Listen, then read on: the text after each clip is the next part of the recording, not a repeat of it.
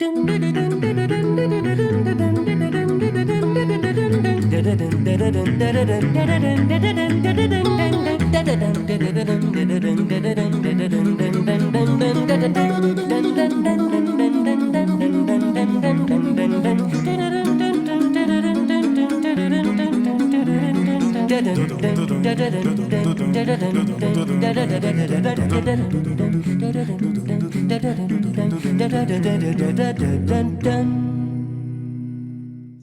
evening, ladies and gentlemen. We're so glad to welcome you as part of our community tonight.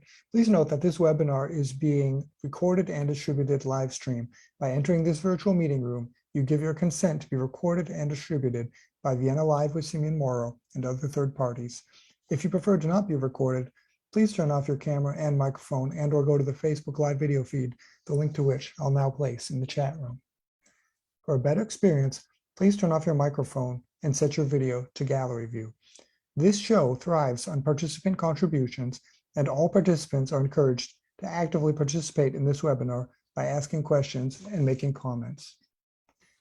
To do so, please either write in the chat room, raise your hand, or turn on your microphone to say hi, and I'll be delighted to include your perspective in the conversation. Tonight, our featured guests are Michelle Djokic, a cellist and founder of Music US, the Concordia Chamber Players, and Sandbox Sand City. Si Woo Kim, a violinist and artistic director of Vivo Festival, and John Novacek, a pianist and composer. Also joining us tonight is Dr. Lino Rivera, professor of music at St. Mary's College of California.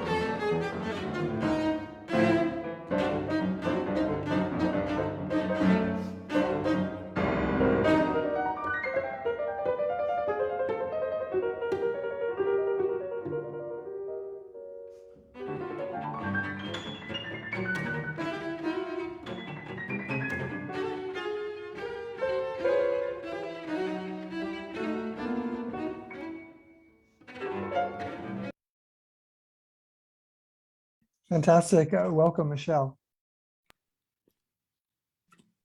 Thank you so much, Simeon. I'm so happy I'm smiling because that was so much work. I remember some sleepless nights over that piece, but watching it now, I'm just so happy I had that experience with John. It's that's Sounding Piece, a composition that John created as part of a Seattle commissioning project years ago, and I had the great honor to be the cellist to premiere that with John. I'll never forget that. The whole experience, the whole journey was magic. Fantastic. And Michelle, can you tell us a little bit about yourself? Yes, well, I've been around for quite a while, so I don't know where to start in that whole story, Simeon, but I'm currently living in California, and here in San Francisco. You might hear some musicians in the background. We're working on a recording of a chamber music performance. I have mostly lived on the East Coast. I'm a child of an immigrant family from Europe, and all my siblings, I'm the last of 7, we all played instruments growing up, and it's just always been such a part of my being to use music as my way to be a citizen on the earth, I guess you could say. And communicating in that is an honor and a pleasure. And I think I've sought every avenue like a river, if a wall came up in one place, I found another place to go and make music. And I'm very fortunate in all of my travels, but particularly blessed by all my colleagues that I've both collaborated with and, created things like with John here. And without them, I'd be worthless. But it's been a wonderful career in music as a cellist, as an artistic director, as a dreamer, as a creator. So yeah. Fantastic. Yeah, and we'll get into that more. But it was very telling when I wanted to show something of you at the beginning, and you told me I want you to show that piece that I do with John. So that really is telling about how important it is that the work that you do with other musicians. So Yeah. let's take a look at John's work.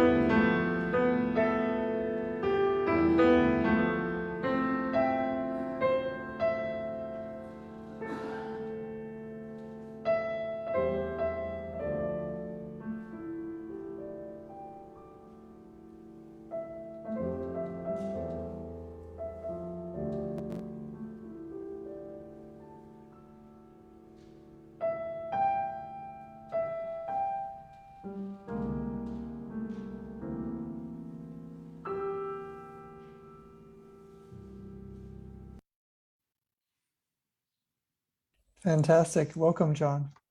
Thank you. Great to be here.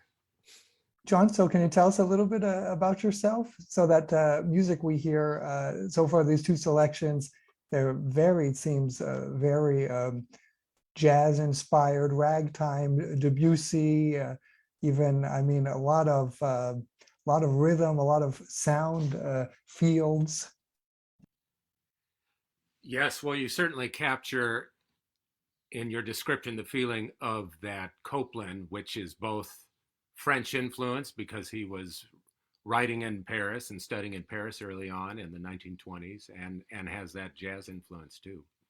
And yes, I would say my own work is maybe reflective of my somewhat eclectic background.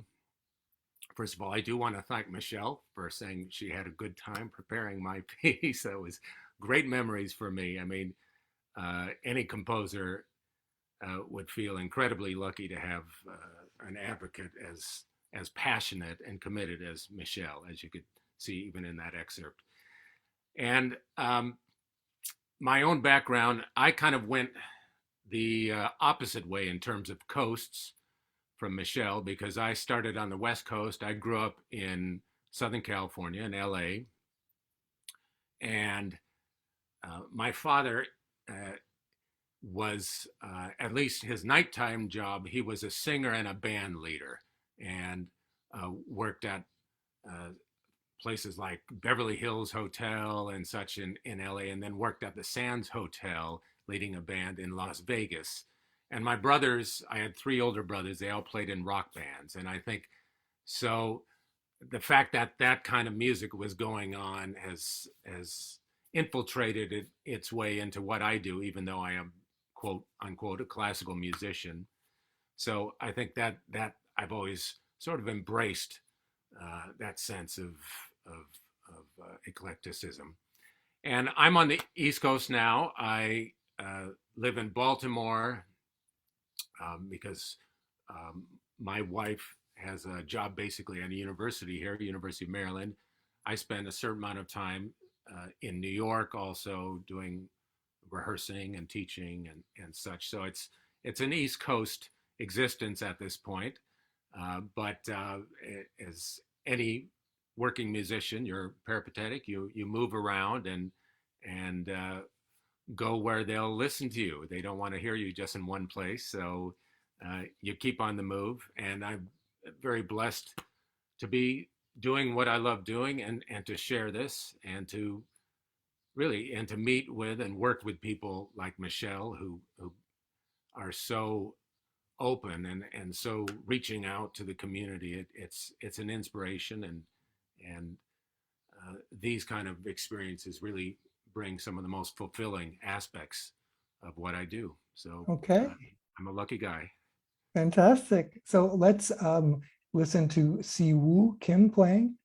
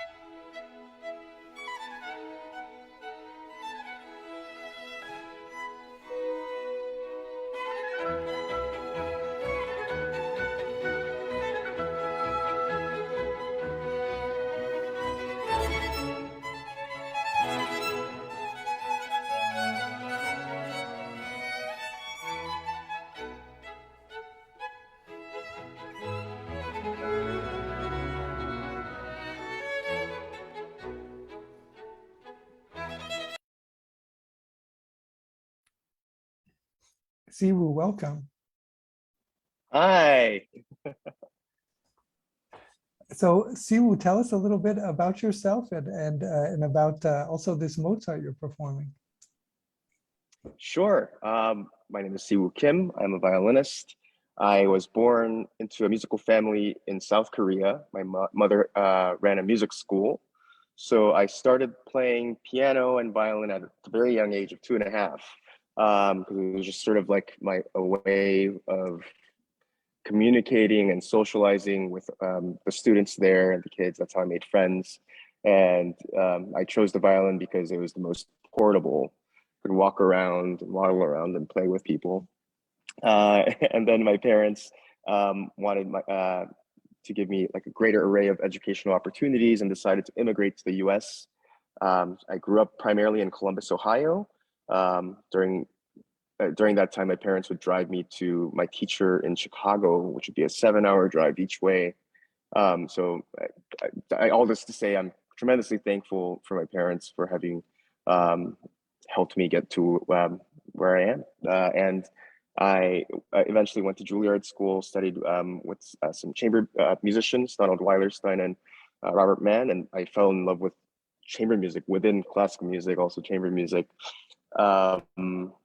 And thus, afterwards, I started a small chamber music festival in my hometown of Columbus, Ohio, called Viva Music Festival. So presently, I travel around, play, and also try to bring some of my experiences back home, where my community and hometown community and my parents can enjoy. So that's sort of me in a nutshell.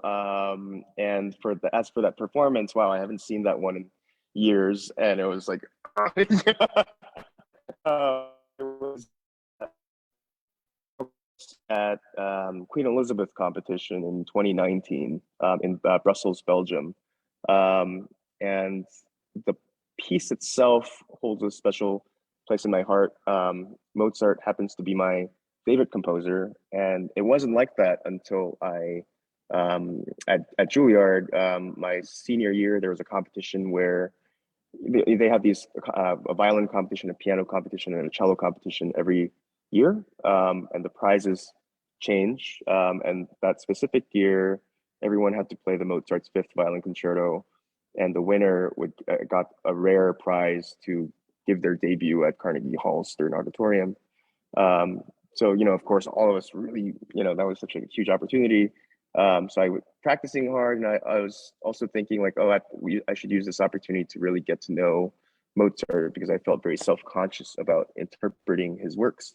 So I would go to the Met Opera and watch some of Mozart's operas, and Juilliard's library had all these manuscripts, and I would just read about it, talk to a lot of people who have great experience in composer, and I just that whole experience made me fall in love with Mozart's music even more. I feel like I have a connection to it now, and it was really cool to be able to play that specific piece as my Carnegie debut, and just one of my most played concertos, I think now, full Wow. of humor and generosity and expression. Yeah.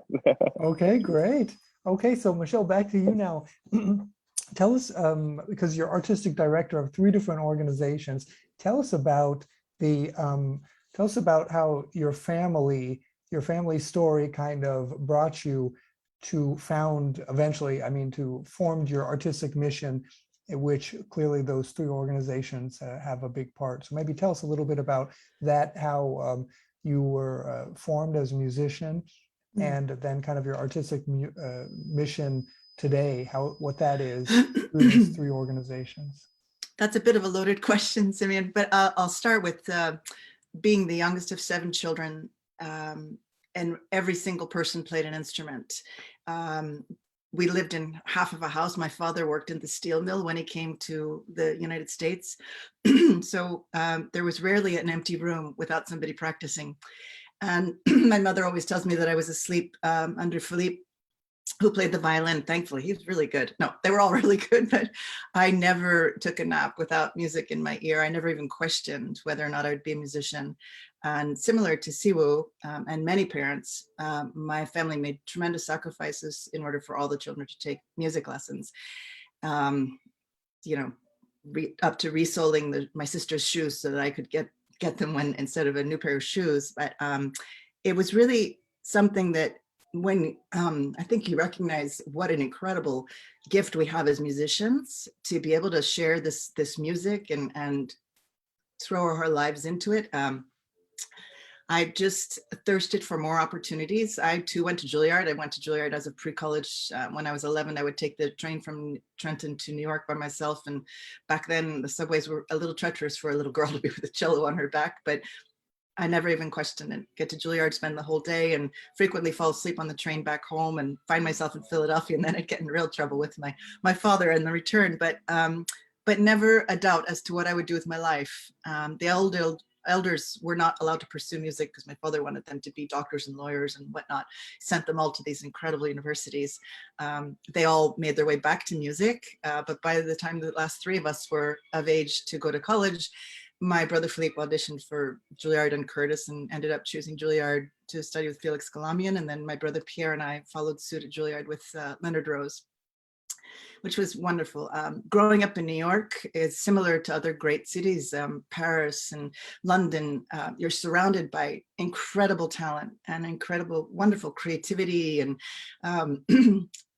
you just can't help but imagine so many more things happening because you're inspired by what everybody else's ideas are.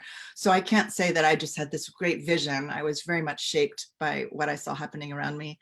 And the first series that I started was in New Hope, Pennsylvania, which is a real artists retreat, famous for many artists, but particularly George Nakashima, who after being released from an internment camp, he studied at MIT and then found a campus in New Hope to build his campus is truly reflective of his Japanese heritage. So if people have always traditionally gone there for for cultural events, but that's been going on for some 25 years. And my desire was to share this beautiful space with my colleagues. And I knew that the magic that would come as of the music would then feed into the community and enrich everyone's lives, which it still does to this day. I'm so proud of that event. And then when I moved to California, I had children, very young children, and realized our mission as musicians is not just solely to make great music and to build community, but that there's something that we can really do that's of critical importance. And I guess at the time I noticed some, it's hard to talk about now with what just happened in Texas, but oh, here I get emotional, sorry. But it's, kids really struggle with a lot of mental issues. And excuse me for a moment. Okay, it's fine, Michelle. Okay. So the reason I started Music West was there were a lot of children taking their own lives at my children's school. And so I thought, well, the music itself can't heal it, for sure. It can maybe make us feel better for a little while or make us even feel more sad. But in fact, what I thought perhaps we can use what we as musicians do to, to communicate. It's fine. It's just fine. Sorry, so much has just happened in the last 24 hours. It's hard to to recover, but it's just a lovely way for the message of building empathy, for awareness. Through our process, we can share so much, and in fact, it's sort of a double-edged sword. Not only do we open the eyes to the children that this does not just happen to them, it happens to us in the rehearsal process. But at the end of every one of our school programs, the children inevitably ask us to play through the entire piece, which is such a revelation to have children in 6th and 7th grade asking classical musicians, oh, can you play through that whole piece now? Because we've fallen in love with this music and the performance of what you're sharing with us. So I think it's the message of conflict resolution being addressed through our rehearsal process is one of great importance, but also back on the artistic director chair, building an audience for the future is essential for the survival of our art. So it's that's why I started Music West in California. That was a long story to get to that. Tell us about so this rehearsal format. Tell us about that, and tell us about some of your success stories. Well, it's very interesting. We go into the classrooms under the guise of just sharing the process of a rehearsal. The students have no idea what's actually going to take place. And we stage basic bad behavior, which is not that far from what actually happens in many of our lives as colleagues. We'll start off with the first person being distracted looking at their cell phone. And for instance, that would be distracting to the speaker. And then we'll start playing and a person might make a mistake and somebody in the group will say, I'm sorry, we played that 10 times. You're wasting our time. Didn't you play your piece? Didn't you work on your music? And of course that person is shamed and you can see the posture of it. So we follow that trajectory, avoiding hurting anybody in the classrooms, of course. But it's really quite amazing how much the children feel for us, those that are being picked on, or how much they wonder, why is that person being so much of a boss or bully? And then when we engage them in the conversation, we do eventually reveal that we were acting, and we ask them to observe what they saw. The students are listening to each other's comments instead of hearing a professor lecture to them on proper behavior, on showing respect for one another. And I think that the message is more real and more believable to the students in the classroom when they hear it from their colleagues. We invite them to suggest things for us that we could do to improve upon our performance on our collaborative process. And we enact that. And the result is that they hear the music, they see it in our posture, they see it in our expressions. And so I think it's very effective. I think the arts can be used as such an incredible tool in recovery, in healing, in moving forward, in opening people's minds, in building empathy amongst everyone. And I feel so honored that the schools trust us. It's a great privilege to be trusted to come into the situations, as you can imagine. And now we're receiving a lot of grants from arts organizations, from foundations and whatnot that recognize the importance and value of this in our community. And Michelle, from the teacher's perspective, have you had a lot of comments? Because it seems to me that the the former way of teaching students was a lot of, that they listen and they respond maybe to questions when called upon, but they're not so much, they're only speaking really when, or giving some kind of a keynote speech when they really know what they're doing and they've prepared. Whereas the rehearsal process is really, like you say, that kind of, you're very vulnerable. How have the teachers reacted?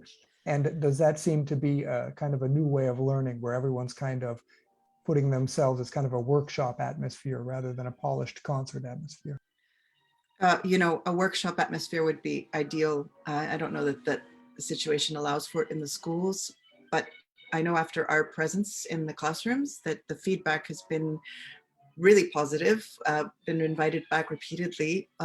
The principal of one of the schools, we did a large assembly because it was their first post-COVID event and they didn't want to exclude any children. They asked would be willing to work with all 175 children. And while we were apprehensive because we can't communicate with everyone on a close level, we accepted the offer. And Siwu actually was present for that particular event. And the principal came afterwards. There was one child who kept commenting on what he observed and offering suggestions.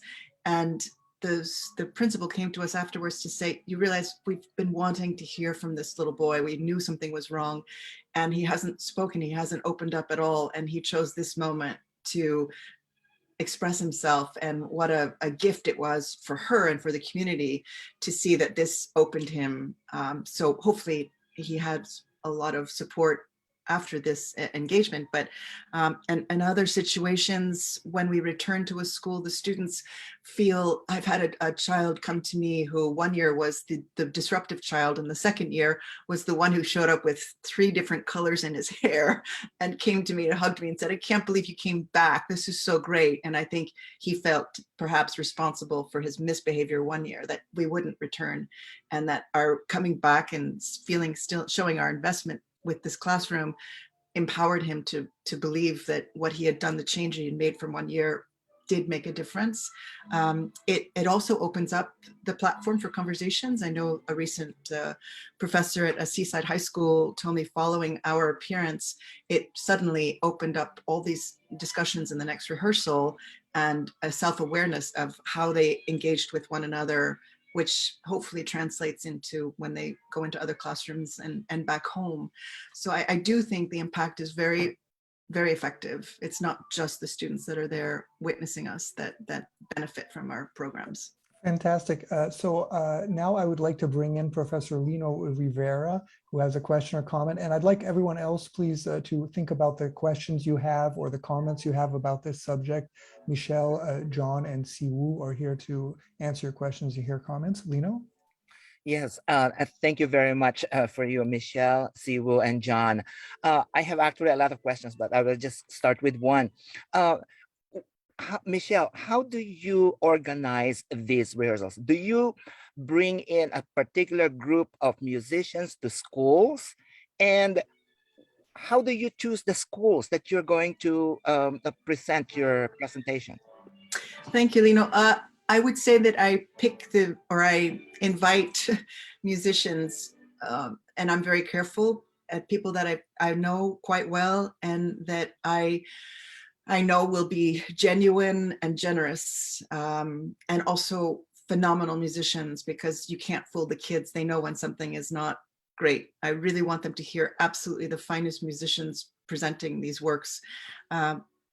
Secondly, and it's always very frequently different musicians, because I also feel I have a duty as a musician to help my colleagues understand that sometimes what we ourselves witness in rehearsals should not be accepted as the norm, because this climate of, well, bullying and shaming does exist in our professional world as well.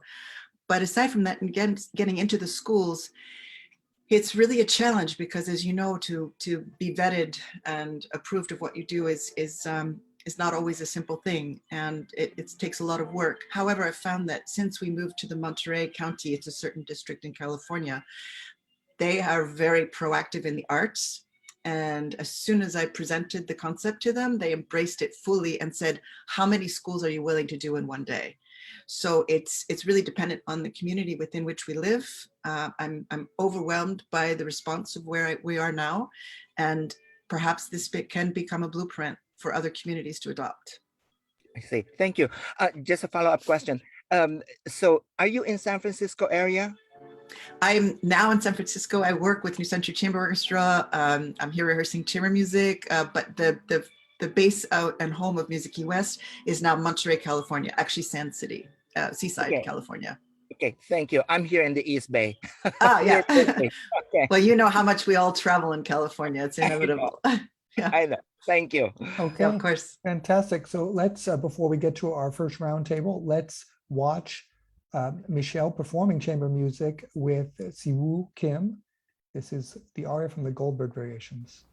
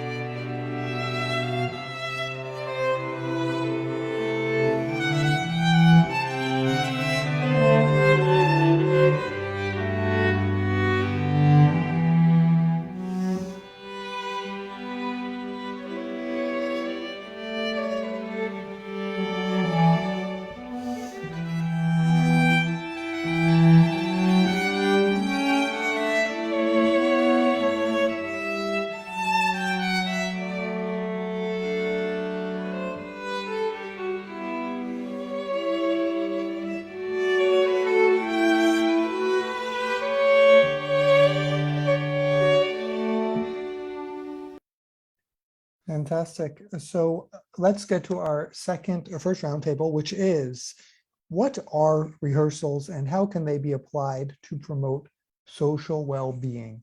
What is the difference between rehearsals and the concert format? So I'd like to start with John Novacek, please.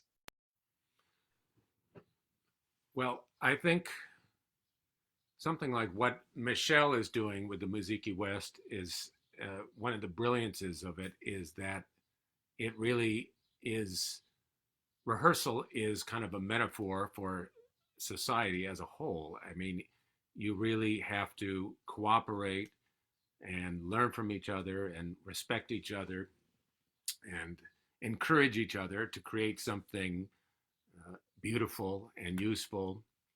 And so it's the actual process of contributing to society and to art. And so when we know there can be such societal breakdown, what we present in her events is we're kind of mirroring that on a smaller scale.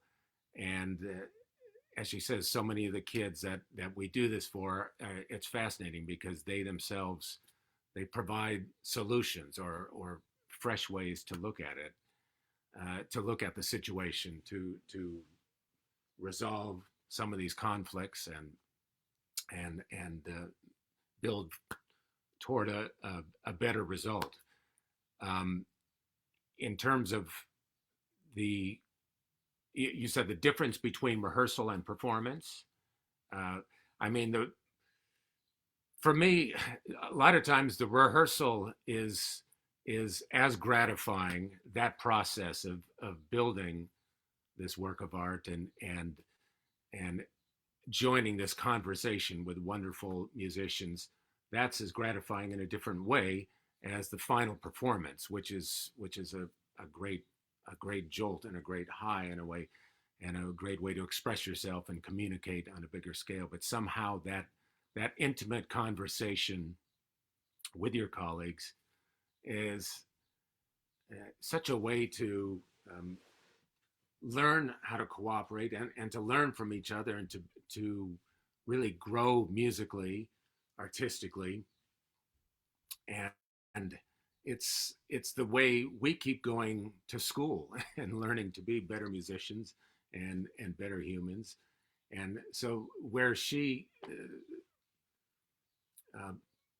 brings something like these ideas of the challenges that can happen in rehearsal, we really do learn about ourselves. I unfortunately notice things that I might have brought that have been negative and not productive in the rehearsal process. So it's been a chance for me myself to grow in this.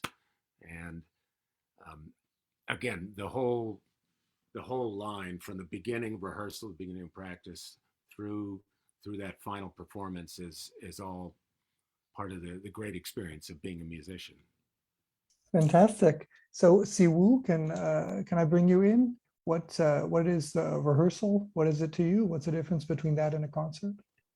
Sure. I feel like I echo so much of what John Novacek has just said, particularly about how the process of rehearsing is as enjoyable as performing, perhaps even more. In fact, I'm currently riding a high from finishing a rehearsal just like 20 minutes ago or so. And it was just so much fun because I had never played with these musicians before. And when you come together with people coming from different backgrounds and educational backgrounds, it becomes a sharing of philosophies and ideas, and you all work towards a common goal for the concert to be communicative and hopefully even memorable. So, gosh, I think the rehearsing chamber music is like in an ideal world, rehearsing chamber music can be like exemplary of how society should work, right? If everyone is being open-minded, and it's a democratic process, and also I think it hones one's threshold for empathy, and you are able to pick up on body language and facial expressions and everything, because that all contributes towards sharing the ideas without even words being said. So I think for kids, rehearsing, I think particularly these days, maybe I'm biased, but I feel like there's so many distractions, and we live in a world of instant gratification that if kids are encouraged to like do chamber music or and take on music and rehearse, I think it definitely can provide the opportunity to hone their sense of discipline, to work towards something that doesn't come immediately, but also hone their social awareness. In Korean, we call that nunchi, and it's said a lot during every day. And I feel like playing chamber music has taught me that in spades. Okay, wow. So Michelle, we'll take it over to you. I mean, this rehearsal process, I think, is so extraordinarily complex. Most people who don't play music wouldn't understand. I remember a friend of mine, an oboist, telling me, can you believe, that that conductor told me that I needed to play the pitch higher, when the idiot doesn't realize that the bassoons are playing too high, and so my sound sounds too low. So I mean, it really is it's just so complicated, is it not? Yes, well, particularly as musicians, our hearts are somewhat on our sleeves. So as most people are, but particularly as musicians, if you say something, it is really directly, it's very difficult not to let it hurt you. And I think in our professional world, we're not allowed to show anything. You know, we're supposed to appear so invincible. And those are two very conflicting messages to send one's ego as an artist.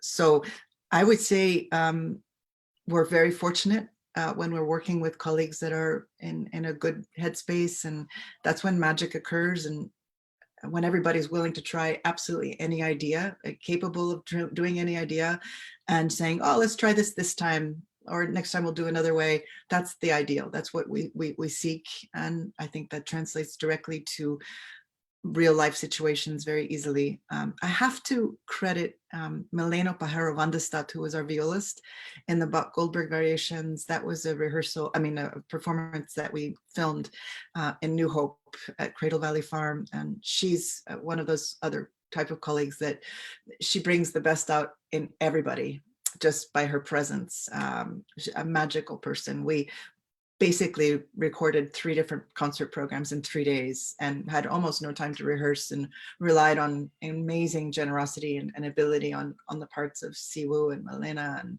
everybody that was involved with that project. And so there you really have the test of the performance and the rehearsal happening all at once. There was no room for anybody to be selfish in that journey. It would have never happened as magically as it did. So I don't know how else to answer that for you, Simeon. Wow. Okay. On a level. So now, before we get to our next roundtable, let's watch John playing one of his own compositions.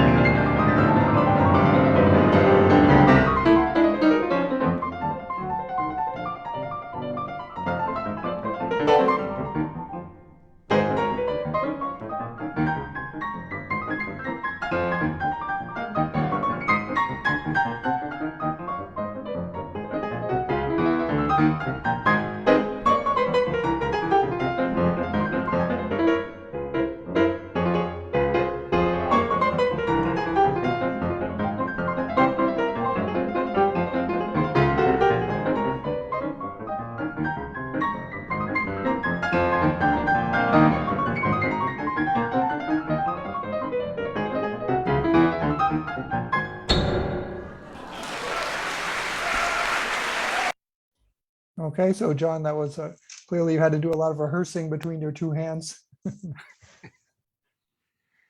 Yes, sometimes the hands don't always agree. So, but we came to a good resolution. And Then again, that is the spirit of ragtime, I guess. that is ragtime. Yes, that's syncopation. Basically, it's each part having its own personality, but somehow coming together in a nice harmonious whole. Fantastic. So let's begin our second roundtable, and John, we'll start with you too.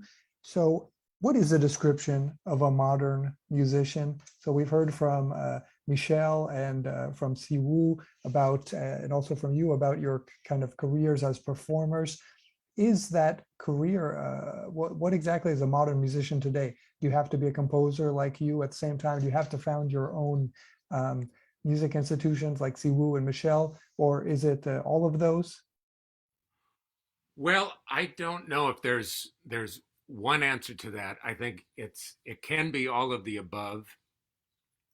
One thing that Siwoo and Michelle have that I totally lack is that real entrepreneurship, which I think can be certainly a critical part of being a modern contributing musician and artist. I mean, I love joining in on what people like they put together, but it really takes those those instigators to impact the community and connect with more and more people. I do, for me, the certain, I wouldn't say an all-round versatility is absolutely essential, but I think the modern musician, in a way, it's harking back to the older musician, even the time of Beethoven or Mozart. I think we can be more open and more well-rounded, if possible, to new experiences. If I go teach at a college or a festival, I encourage people to do some improvisation, even on the chords, maybe of the pieces they're playing, or bring more of their own personal tastes into what they're doing. I think when I went to college, there was a certain real stress on specialization, and even in how people were composing so-called concert music, it was a little bit restricted what was considered acceptable and what was considered, well, this will advance the art of music, and this won't. And I think now there's kind of a healthy aspect of being able to bring in various influences and letting that inflect the art. And I think that will, really light up the creativity and the electricity of what people are doing out there. So I think the modern musician should be more and more open and build their skill set to include as much as possible. Not everyone can do everything, but just follow through on your impulses, your wishes, and bring that into your music making, whatever you're playing. Okay. Siwoo, when John says that, he used the word specialization. I think of you and your Juilliard student colleagues all studying Mozart's violin concerto, the same one, to compete against each other. What are your thoughts? Oh, well, gosh, I agree wholeheartedly with John that perhaps there's no like, definition of the modern musician, but that one should be as open-minded as possible. Going on to, we've said the word empathy many times today, but I truly believe like the best musicians that I work with are some of the most empathetic people. I think the goal is to become an empathetic musician. Um, Speaking of Juilliard, the former president of Juilliard used to always say that he wrote a book titled "Artist as Citizen." That was his mantra, and I think it's really stuck with me. That could be a citizen of your community, of our modern day society, or just a great citizen in the festival you're performing at, or something. So I think that's what I think the modern musician should be in terms of in their entity. But regarding career, crafting a career in music has always been a little more amorphous than other fields. And I think there are more and more, people say like classical music is dying or something, but it's really not. And there are more and more people interested in it. And also with social media or just the internet in general, there's an exchange of ideas across the globe, and more avenues of performance and people inspiring each other, across the globe, to start things like Michelle's wonderful program or Concordia Chamber Players. More and more people are, I think, starting series and festivals. Maybe I'm just getting to that age or something, but I'm just hearing of many, many people doing it, and I think that's wonderful. Yeah. Okay, great. Michelle? I'm not sure what I have to add to what the wonderful things that these guys have said. We as musicians can choose so many different paths, and frequently it's your first job out of school that determines what you're going to be doing next. And a lot of people have wonderful positions in orchestras and the opera. There's so many auditions happening now, and that's a wonderful avenue to pursue. And people consider themselves very fortunate in that situation. Teaching positions are also fantastic. I would not be able to survive if I didn't have a partner, my husband, working with a job as well. It is not an easy world. As a chamber musician, most of us don't gain the type of fees that are necessary. So prepare yourself to get into the trenches if you're doing this. But none of us that are in this have anything but pure love and passion for what we do. And so starting festivals, it gathers a family around you. You need other people to do these things with you, and so you do actually build communities by pursuing those avenues. And it is tireless work, a tiring work. What do I say? And the funding is always a very difficult dilemma. It's so exciting, as Siwu says now, to see so many things popping up. It's not only that there are musicians that are and entrepreneurs, but it shows that there's communities around them that are willing to support this, financial backing, and board members that are wanting to serve the time to do that. And I see that as incredibly encouraging for all of us, for our society at large. And I agree with John with regards to the cross-pollination of different disciplines in music. Just look at our most recent Pulitzer Prize winning composer, Raymond Chacon, who is brought in a whole new language into our repertoire here, into our vocabulary as musicians. I don't know how we're going to absorb all these sounds of the indigenous people, but Jared Tate is another example of bringing in that language. And I think this has been happening with jazz, with blues, we have so much to benefit. The more that we cross-pollinate, the stronger we all are. There's only wonderful things to come out of that. And at the base of it all is Bach and Mozart and the foundation of it. No one is overlooking the importance of that, for sure. But I think that the pollination of all of it, it's like, as human beings, the more we mix our races, the stronger we're going to be. So the more we mix this music and benefit from each other's gifts and ideas, we're better off. Okay, so our final question tonight, I'll start with Siwu and then go to John, is what does the future look like to you, especially the future of music? So just music, classical music industry in general. Sure, anything you'd like to mention. Sure. I mean, I think as an art form, one of my best friends is violist in Ensemble Intercontemporain, which is the premier new music organization based in Paris, founded by Pierre Boulez.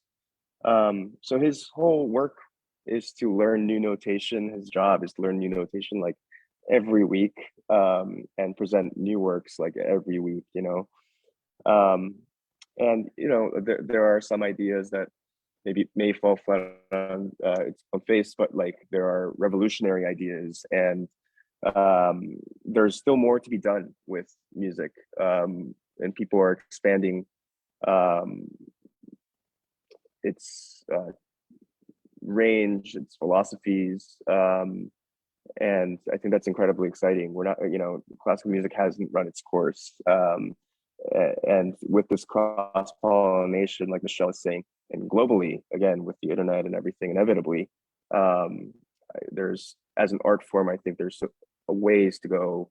And in terms of the support, I echo what Michelle is saying of how all these things starting, that means that there's a community backing it up. So there's clearly interest in it. And, last 2 years obviously has been a challenge for all of us. And there are certain memories that I won't soon forget. One being recording the Goldbergs with Michelle and Milena.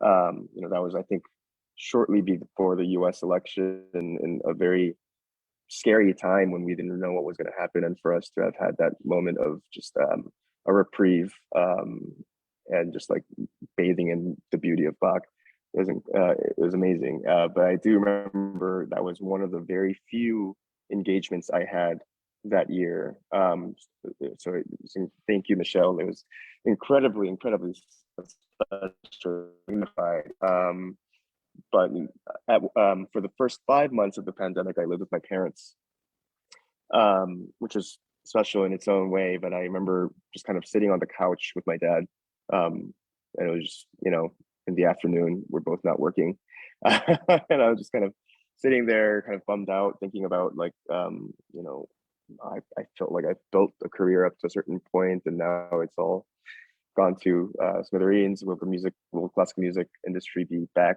to its old self ever again? And I was just kind of in this rabbit hole, and my dad said something.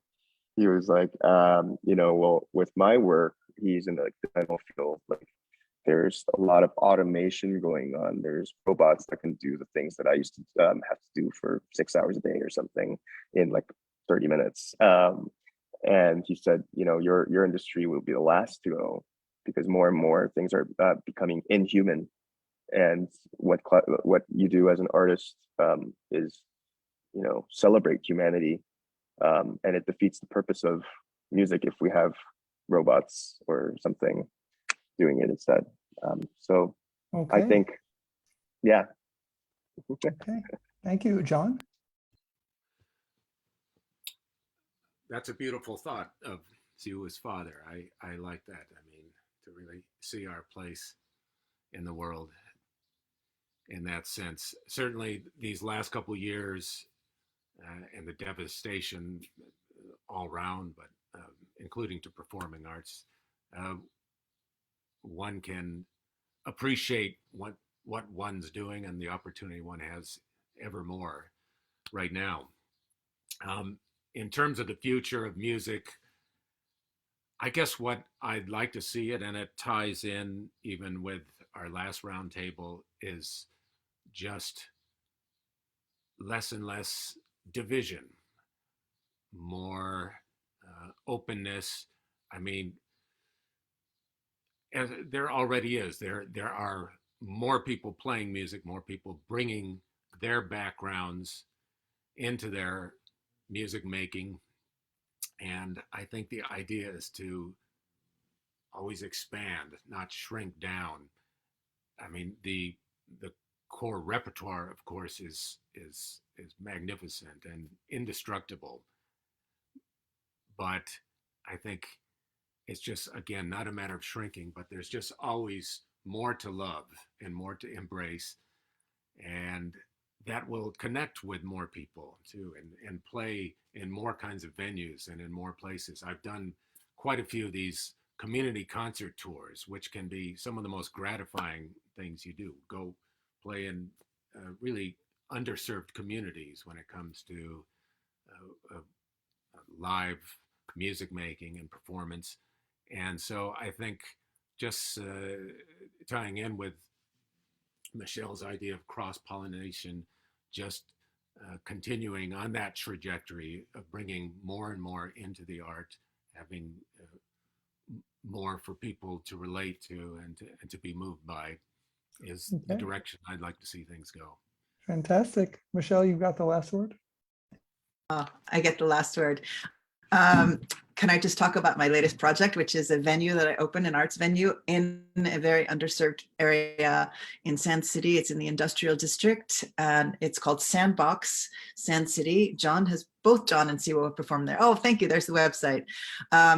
This is a result of pandemic, trying to find the next path, and who knew that this door would open? But it's a great venue. It's totally inclusive feeling, right in the heart of the industrial district. And I would just use this as an opportunity to share it with anybody out there that has a wonderful idea of what they would like to present in a situation to consider a venue like Sandbox. We're just getting started, but I present music of all disciplines, theater, dance will be coming, visual art. It's I'm just so excited to have this new platform to provide opportunities for all the different ideas that my colleagues such as Siwoo and John have embraced, and Fantastic. yeah, I'm just so fortunate to have this. Yeah.